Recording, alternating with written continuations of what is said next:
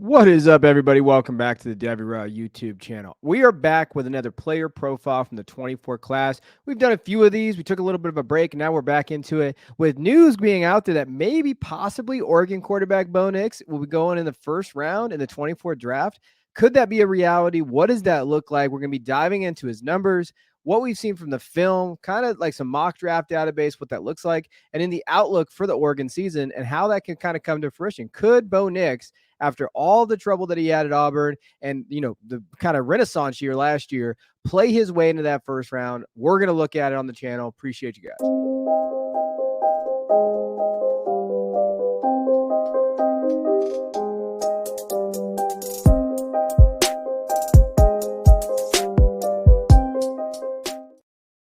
All right, let's talk about it. Can Bo Nix get there? And first and foremost, we just want to say great job by Bo Nix even getting to this point, right? Like, people pretty much wrote him off after the Auburn kind of tenure and what he did. But you know what? He bounced back at Oregon and found a perfect spot for him in that Dillingham offense. And just overall, you have to really, really like what they put on the field.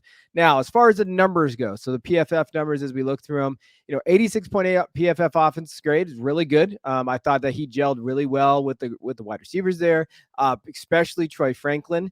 I think the thing that you see from him, 3.7% big time throw, turnover worthy plays 1.7%, which isn't bad. Like, that's not necessarily a bad percentage. We want to see it get it down a little bit lower.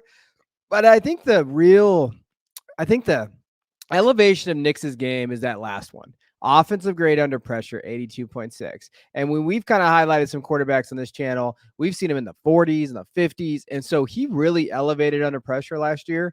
I thought that was the best part of his game overall in terms of his career. What he's been able to do is I thought he did the best there. He understood under pressure that he could perform.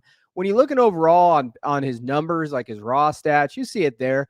We saw an improvement in his completion percentage last year. Obviously, he threw the ball a little bit more. You see his, air yards average, his yards, per attempt average, everything is there is up. His touchdown interception rate was the best it's been. And look at that, 14 rushing touchdowns. We saw that kind of dual threat ability last year for the Ducks and what they were able to accomplish. And overall, Bo really kind of set the bar on that. Like you see this, and he was an elite college fantasy asset and an elite college quarterback, right? The game that he probably struggled on was Georgia, but after that, he bounced right back. And when you're just looking at overall numbers, Washington State game, to me, stands out. They should have lost that game. And he had a really bad interception for a touchdown to their defense. But you know what? He freaking battled, and they came back. And really, Bo really led him to that victory. And then the couple losses they had. Washington wasn't great, got knocked out of that game a little bit. So that definitely played a role. Oregon State was a bad one. He still put up good numbers, but you can't lose to Oregon State. I know it was at Oregon State. It's a rivalry, and I know they were better. But, got to be a little bit better than that. And then UNC, that was a good win in the bowl game. Now, as far as like what he does from the strengths perspective on film, out of structure playmaking has always been kind of Bo Nix's specialty. Where it goes and where that ball gets, sent to is a different story. But he does have that out of structure playmaking that you really kind of enjoy from a quarterback. And he can make plays happen with his legs. He gets outside. He does have that dual threat, like I said. Will that translate over the NFL? I don't know. But it can kind of just give him that extra playmaking ability, right? He's not a statue back there, and he's not small, 6'2", 213. He's not a small kid. Now, I think the one thing that kind of stands out for me, and I did these player profiles for football guys where I work prior to the draft, and hey, he has good velocity, he has an NFL arm. Like, I think when you're looking at it, he can make a lot of different throws, a lot of different angles, and a lot of different areas of the field. That's where Bo really has that strength. And I think that's what teams are going to like. I think the big thing for him is his ability to kind of make those throws all over. And I think the other area when we're talking about Bo is, there's no clear-cut quarterback 3 of this class, right? We all think, we all kind of have penciled in Drake Maye and Caleb Williams, rightfully so. But then you have Quinn Ewers, you have some of these other guys, J.J. McCarthy, Michael Penix Jr., other guys on that radar. If he has the NFL arm, somebody who might talk themselves in as a background first-round pick, right? And I think the big thing, and I love this about him, because last year I talked about how comfortable he looked in the spring game. I got kind of quote tweeted and stuff on social media about it because we're not doing this again. That's what they told me. But he really has demonstrated a lot of maturity, a lot of leadership for the positions he's been put in.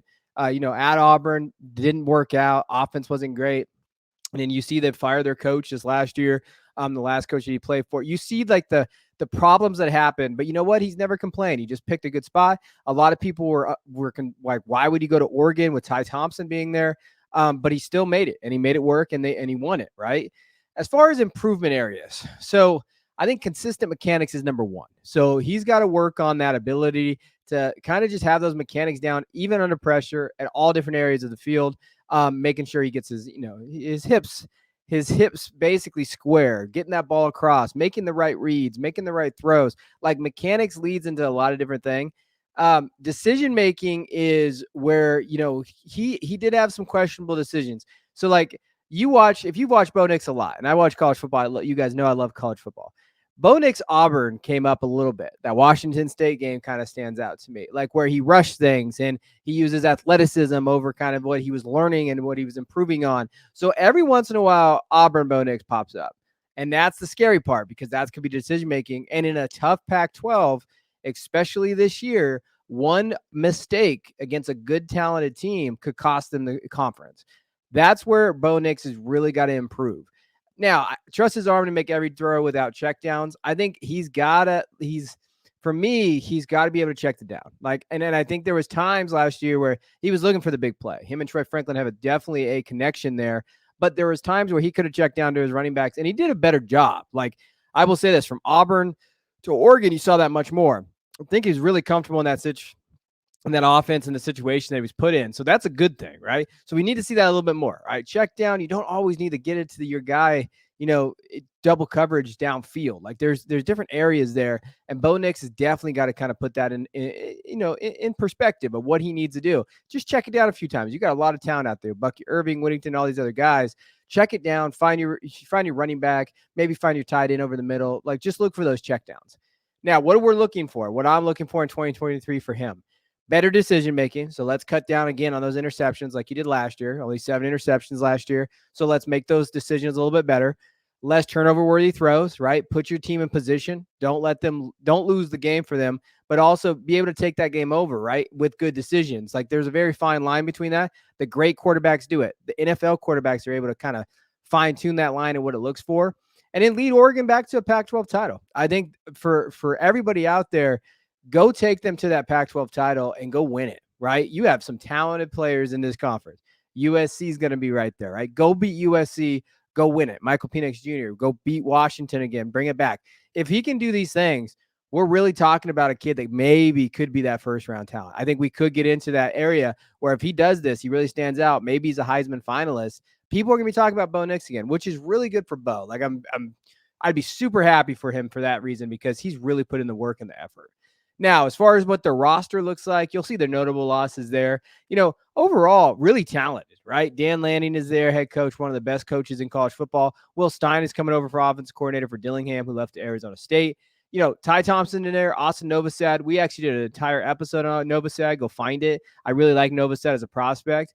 As far as their talent, Jordan James is really good. I think he's underrated. Dante Dowdle is really one of my favorite kind of freshman running backs. Noah Whittington, Marquise Irving. I think Bucky Irving could have a shot at maybe draft capital, right? We're talking about it. Troy Franklin, Chris Hudson, Tez Johnson, Lowe, Holden's back on the team. Kyle Casper, Jurion Dickey. Most people have him up. They're pretty high. I think Kyle Casper is an interesting one. He's kind of a sleeper for me in this group. Coming in, another year of experience, 6'5", 195 kid. A very talented wide receiver room. This is the most talented wide receiver room Bo Nix has had. Even last year, I think this group is a little bit better. And then obviously Terrence Ferguson, he's a stud. Like, so when you're looking at this group, they could really step up. You see the team tendencies there. You passing attempts maybe would be up, passing percentage would be up a little bit. Very good in the average scoring margin. So the Ducks definitely accomplished a lot last year. But can he take that next step forward here with Bo, with all this talent around him? The schedule works out really good for him. So when you look in here, they should be 4-0 or 5-0, when they go to Washington. That's going to be the tough game at Washington, right? And then Washington State with Cam Moore being a little better. That's a pretty good, tough stretch there. Washington State, and Utah. They get by those guys, and then Cal, and then you get the big game with USC, right? And I think that's going to be the big one, right? How does this work? Where does it go? They don't get a bye heading into that, so you see their buys early, so that's going to be something to kind of know. It's right after that Stanford game, so they're going to get Eddie. So hopefully the case may be is you get healthy, heading into the Washington stretch and you just win out. That's the goal here. Oregon is talented enough to win out, but that's where their schedule kind of aligns. Now, as far as this, if you guys don't know what this is, mockdraftdatabase.com. They do a bunch of different mocks. They put them in their algorithm. Right now, he's projected as a second-round pick, right? So when we're talking about can he be a future first, he's in there. Now, his best ranked the 7th, though. Someone really likes him there. His first-round percentage right now is 31%, and the consensus is the 49ers at 29, because the 49ers are going to keep drafting quarterbacks forever. Every year they're going to draft one. But if you're in that area, so he's right at, I would have a second round grade on him. So if I'm in there and I'm looking at where Bo is right now, second round grade is, I think, perfectly fine. If he does hit those metrics that we talked about and he looks in and he hits those goals, first round talent is definitely right there. So, shout out to Bo Nix. Oregon fans, you guys should be excited. I think that this will be a very, very solid Oregon team that could definitely push for that Pac-12 title. So appreciate you guys. I'll check you guys next time.